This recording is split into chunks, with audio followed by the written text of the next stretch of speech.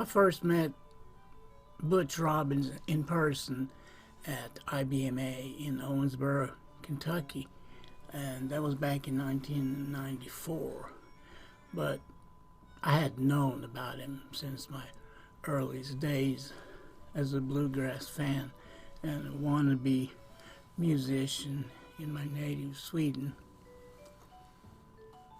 Over the years, we've done a number of shows together, me and Butch, in various constellations, including artists like Joe Isaacs, Stacy York, Danny Jones, Mike Compton, Junior Sisk, Bobby Hicks, Roby Huffman, Charlie Lawson, and the International Bluegrass Band, with members from the U.S., Holland, Japan, Ireland, Australia, and Sweden. Butch is a great storyteller, and I'm in the process of doing a series of interviews with him where he'll be sharing some of the experiences and insights he's gained over the years as a working musician, as an important stylistic banjo innovator, writer, a recording artist, a world traveler, and educator. In this first conversation that you're about to hear, Butch is talking about a variety of topics, including the changes show business has undergone in recent years. After that, there's like a quick CV talking about various bands that Butch has played with during his career.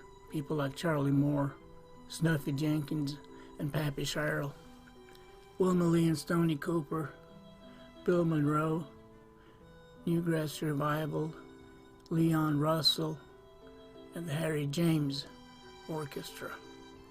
I hope you'll enjoy this first episode with Joseph Butch Robins, Banjo Man.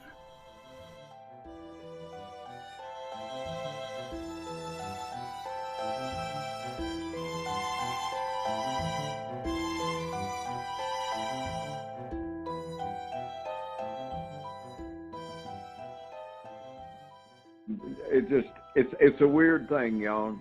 It's a weird thing, the whole business of music and entertainment and everything else that's out there that goes along with it. It's the weirdest thing that ever was, I think. Well, what was your most stable gig? I mean, just like, what was mostly like anything like a day job, like playing with Harry James? Was that a pretty stable? No, I mean, the gig only lasted a month at a time. Okay. You go out there 4 weeks, you play for 4 weeks, you go home. If they want to run, whoever the star of the show is wants to run the same show in the next quarter, I think the Harry James Phil Harris show was out there once each quarter. Mm-hmm. So they played there 4 times a year. If they were, the same act doing all the same thing, but they changed their front acts. I went out there as a part of one of the front acts and wound up, we were sitting right beside the bandstand, and the guitar player out of Harry James' band heard me playing in between shows one night down 2 flights down in the basement. Mm-hmm. And he brought his guitar down there, and I played Little Rock Getaway with him and a couple of tunes like that. He got off on it, and he told Harry James about that, so they moved me one seat to the left, so I was actually up on the regular part of the bandstand up there. Mm-hmm. I think I got to play Little Rock Getaway as a solo 3 or 4 times during the month. Mm-hmm. And where they had me come out front on the stage and play it and saying they'd never heard a banjo played like that before, blah, blah, blah. Yeah. And the rest of the time, all I did was ending on Welcome to the Cabaret. I played a shave and a haircut ending on it for them. Yeah. So how big a band was that? Oh shit, he had the full damn thing up there, horn section. It's like looking at one of the old Lawrence Welk shows on TV. Yeah. So did you ever run into any people that play bluegrass out there? No. A guy found an old tenor master tone banjo in a pawn shop while I was out there and bought it for $150, $200. It wasn't much anything. It was an old archtop of some kind, but still a master tone banjo. It'd probably be worth $3,000 or $4,000 these days. Yeah. But it wasn't really an area that would be. No, they wasn't no bluegrass act had an act they could take out there. Yeah. You know, the best you'll ever see from anything come out of there that had any of the acoustic string band guys in is that Judy Lynn show that Hicks was on. Mm-hmm. That was some good stuff. He stayed with that show a long, long time. I mean, she was like a lounge act out there. She wasn't a main room act. They booked their main room acts in for a month at a time, and then, you know, wouldn't have them back for a while. Right. The ones you see that worked every night out there and everything, that they were lounge acts. Yeah. So what year was this, or what years did you say? Shit, I don't know. The Harry James experience. Was it before Monroe, or? Yeah. When I went back to work for Monroe, you know, I wasn't like I was when I was 18 and he hired me. Mm-hmm. You know, I had never been away from my dad or anything else. I was just, you know, I was a freaked out young man when that whole thing happened. But the time I come back to work for him, I worked for Charlie Moore for about 6 months before I came out of the Army. Then almost a year after that, I went to Nashville right after that. Within 6 months, I fell into the bunch down at the picking parlor and everything else. And there was all kinds of work coming through those doors that I got just from people walking in looking for a banjo player, you know. Yeah. Got me on the Leon Russell session. I wound up getting drunk with the guy that was videoing or filming all that stuff. Wound up going out to Tulsa with him. Leon asked me to put together a band to go on tour with him as a front act, and I didn't want to put together no damn band. I called up Sam Bush and asked him if they wanted the job. You know, he told me I cleared it with Keith Case, got him out of it so he could. But I said the only kicker in it is you've got to take me along as a utility musician because I ain't never been on no ride like this. I had never played for 50 to 75,000 people a night, you know, for 3 or 4 months, and I actually quit 2 weeks before the tour was over because I wound up having something to do with Jim and Jesse or somebody like that. I don't remember exactly who it was. Maybe the Whites. And then not long after that, I went to the Harry James thing. My dad, who didn't like lead guitar players, had heard Clarence White. So he told me about Clarence was the greatest thing since water, and I was going to go out to California and see if I could get up with him and Roland. Before I went back to Nashville, a week later, talked to my dad. My dad told me Clarence had gotten killed a couple of nights before. The next morning, Sam Bush called me up and said they were getting rid of Ebo. Would I come fill in for them for a while? Yeah. And that lasted for like a year and 3 or 4 months out there and everything, where I just, you know, I ain't a bass player, Jan. I don't have a feel for it. I'm not any good at it. I can thump out the damn notes, but I can't make the instrument talk, you know, so... Yeah. Then I went away from that, went over around Touch Shop for a while, just picking over there. That was, and doing things with him and Norman. Mm-hmm. You know, just the first time I ever saw Mark O'Connor, he was 13. I went out to Bellingham, Washington, I think it was, right outside of Seattle there, and was a judge in the contest that they had. It was Tut, Vassar, Norman, and myself. And that's where I saw Mark. He won everything that there was in the park doing that day. And his mama come up to me and said, Doug Kershaw had offered him a job. And I said, ma'am, you ought to hold off on that right there. I said, why don't you give him a little more time, you know, to get in school and play a little bit more, bring him to Nashville.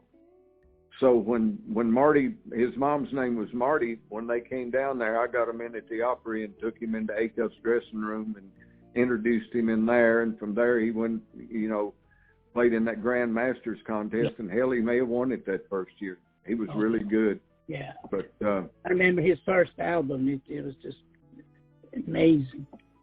Yeah, he was really a great little old player. Anyhow, it's after that I went, let's see, Sam called, I went to work for them. When I got away from them, I had that. Oh, then Stoney Cooper come by Touch Shop down there and told me, or not Stoney, but Tex Logan came by. He was friends with Stoney Cooper, had played with him years ago. And I had filled in for him playing bass with him somehow or another. Their banjo player had done something over at the Opry, and they wound up banning him from the Opry. Stoney needed a banjo player, but he, didn't want one that worked the Opry. And I wound up working this first 6 months with them, never having gone over there to the Opry House when they'd do their shows over there. Yeah. So anyhow, the thing all blew over, and I wound up going on later on. But I know you're very fond of Stoney. I was Stoney. Stoney was my favorite employer of all I ever had. It didn't matter how I played, or you or anybody else. When you come off that stage after a show with him, he would go shake every band member's hand, thank them for the job that they were doing. And, Jan, they weren't making that much money back then and everything, but he was paying me. Back then, I think he was paying me almost twice what Monroe paid me. Yeah. When I went to work for him. So how much would you get paid in Monroe's band? I think when I finally left, I think he had gotten us up to $85 a day. I know at one point I spent 210 days on the road for him. I made $8,235. Yeah. And I bought my damn banjo while I was working for him too, and that's something I had to pay nearly 3 years on. Yeah. Because I couldn't do that job with that old banjo I was playing. I mean, I couldn't hear the damn thing. I had Monroe's F5 right in my left ear, and Baker with that loud ass.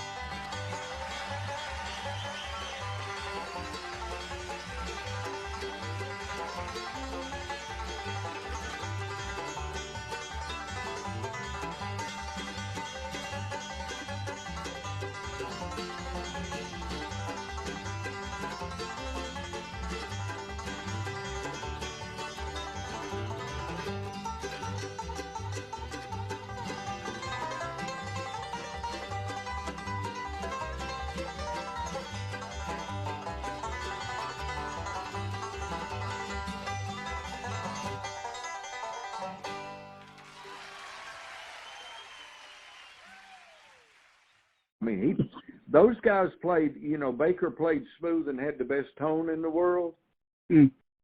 But he projected. I mean, he was loud. Yeah.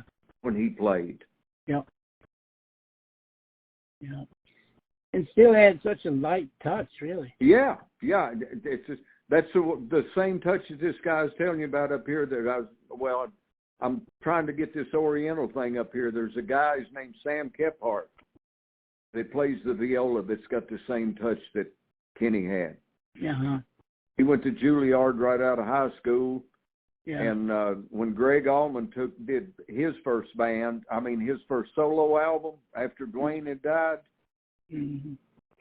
they did some of the Allman Brothers songs, and they replaced the slide parts that Dwayne had played with the string section.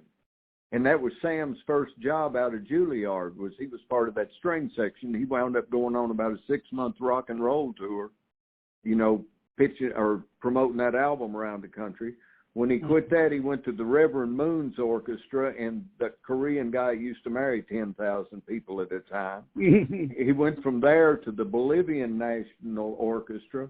He went from there to the New York Philharmonic, and he did enough work on Broadway. He was in the original cast of Les Miserables, but he gets around a $4,500, $5,000 a month pension check from the union right now because of the work that he did between the New York Philharmonic and the Broadway work that he did. Wow. And he's the one I want to play on that Oriental thing I was telling you about. I'm trying to the only thing about him is when you play a banjo around him, his left hand gets really, really busy. Yeah. And I'm trying to teach him. I've tried to get him to listen to Baker, how Baker would just pull, you know, the double note chord behind the singer a lot. And, you know, he'd do the fills at the end of the lines, but most of the time he wasn't eating the singer alive, you know, with these lines. He's just playing a good smooth. Yeah. You know, did you ever see Baker chop? No. Yeah. No. That's one technique I don't know of him having. There were some of those things like Mule Skinner and some of those. I was just trying to match Monroe on those. I've got one tape from Hendersonville, North Carolina, that you can't pull the banjo and the mandolin apart in the rhythm section of that thing. Yeah. Yeah, I have that show. It's good. Pretty good. What festival was it? It wasn't a festival. It was just a show. An old boy, I think the guy's last name is Snyder, came up. He was doing the sound on the thing. And there were 2 tapes made. He had a tape recorder. He asked me if he could take the show, and I said yes, if you'll run my tape recorder for me. Oh, yeah. And the way you tell the difference in the tapes, my tape ran out during the middle of Grassy Fiddle Blues. His ran a little bit longer and got the whole thing. So if your tape has got all of Grassy Fiddle Blues on it, I think the guy's name's Dave Snyder. Yep, Dave, I know him. I know him, yeah. Well, the one I have ends in the middle of Grassy Fiddle Blues, actually. Well, you've got a copy of the one that I had. I gave people copies of that all over the country. So yeah. Well, I'm going to contact him and see if he can send me on. That would be cool. So you said you were standing between Monroe's mandolin chop and Baker's fiddle. So that was a big sound. Yeah, well, I'm standing behind my banjo. Mm-hmm. I'm wearing my banjo so it comes in that cup between my ribs and my hip. That way, when it got heavy to me, I could stand. When I'd go to Union Grove, I used to play 12, 16 hours at a time. That damn thing would get heavy. Yeah. So that's why I lowered my strap. I quit wearing it up. You know, I started out trying to wear it like all them guys did, over one shoulder and holding that right shoulder up. And I found that was going to be uncomfortable as hell. Mm-hmm. And ultimately, I settled on a way where I can take both of my hands away from the banjo, and it just rests right there in the cavity between the lower part of my rib cage and my hip. Yeah. When I'm standing up. And that way, if the thing starts to get heavy on me, all I have to do is just lean back a little on it, use my hip like a fulcrum. And when I lean back, it takes all that weight the weight is no longer pulling me forward, so it's not a strain to hold it up. Uh-huh. But anyhow, the banjo's down there. I'm actually behind my banjo. You know, Baker's got the fiddle right in his face. He can hear everything he's doing. Yeah. If his fiddle were down belt level and faced out toward the audience, he wouldn't have been able to. He would have been like me. He wouldn't have been able to hear it. Right. Yeah. Especially with the guys that played as loud as those two guys did. Mhm. I noticed that Baker, he would like move his head very quickly at times. Hell, who knows? His mannerisms. The only thing I know about him, Jan, is he was the greatest guy in the world to travel with. Yeah. There was, you know, he and Wayne Lewis. You go out on one of them damn 30-day trips out on the West Coast. After you've been out about 2 weeks, people's nerves start getting frayed a little bit. Yeah. And the two of them kept some kind of bullshit going on all the damn time. Yeah. It was, I mean, if you ever started taking anything seriously or anything, they'd pull one of their little deals, and the next thing you know, everybody'd be laughing, you know. Yeah, yeah. Did Monroe get pretty cranky? Oh, he had his moments. Yeah.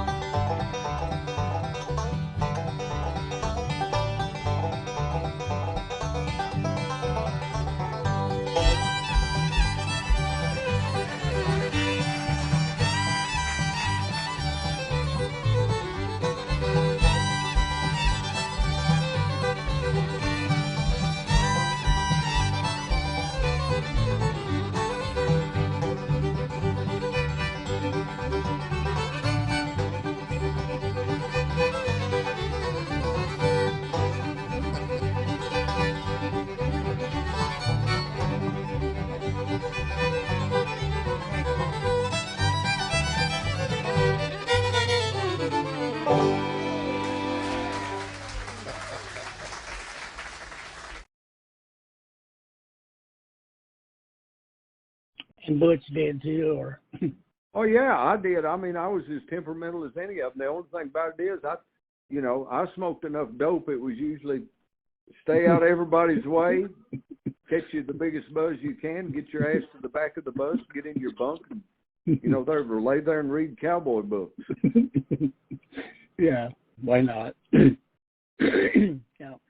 Monroe used to say, catch me out Sunday, are you going to have to quit smoking that old stuff when you come out here to these gospel programs? I can smell it all over you. Yeah. I laughed at him. Yeah. Yeah. Well, so Kenny, I know you have a nickname for Kenny. Yeah, Goonie Baker. Now old Goonie Baker was a mighty fine fiddler, but he had to make a living. He worked in the mines. Okay. After a few years, I'd say something I had playing with. I'd say Monroe heard him. He was playing for Don Gibson. He packed his bags. Something about out of the radio station down there. He packed his bags and chased the dotted line. Young folks used to say he was too old for boogie, but every morning about sunrise, Goonie's fiddle been singing for 8 solid hours. There ain't another man who could carry him a light fiddle by. Yeah. And then the second verse was, I wouldn't be the one to want to spread a rumor, but I'd heard he drank a few in his time. I have seen him standing in the middle of a party. His fiddle and bow was like thunder and lightning. Young folks used to say he was too old for boogie, but every morning come out sunrise, Goonie's fiddle been singing for 8 solid hours. There ain't another man who can carry him a line to fiddle by.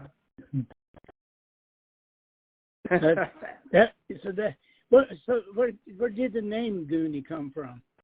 It was him running around. We got drunk down there in Chatham, Alabama one time. He was hung over the next morning. All of us hung over. Monroe wouldn't ride back with us ever, so, you know, we come back that night. I guess Randy didn't drink all that much. So he must have drove a bus back. The next morning was all hung up over and everything, and I heard somebody out in the parking lot, Goonie! Goonie! I went out there, what in the hell are you doing? He said, that's the way them Goonie birds used to sound on New Guinea when he was over there in the Second World War. Yeah. So he's like one of them Goonie birds. Yeah. So I started calling him Goonie Baker. And the rest of the band picked up on it. You know, even Wayne was calling him Goonie and everything. So, you know. Yeah. That was it. That was all there was to it. It's just him out in the parking lot hollering one morning. Yeah. Pouring down them damn BC powders, coffee, and cigarettes. Yeah. Just as hard as he could go. Camel. Yep. No, he was Lucky's. He was a Lucky Strike man.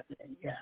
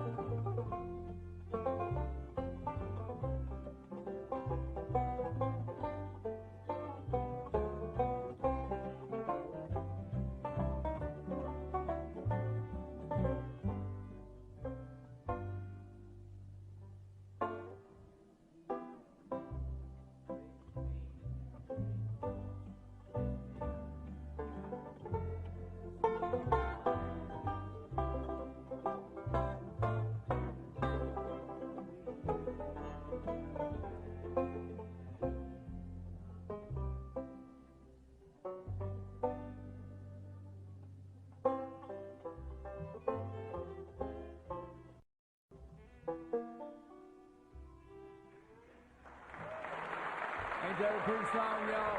Ain't that a beautiful song?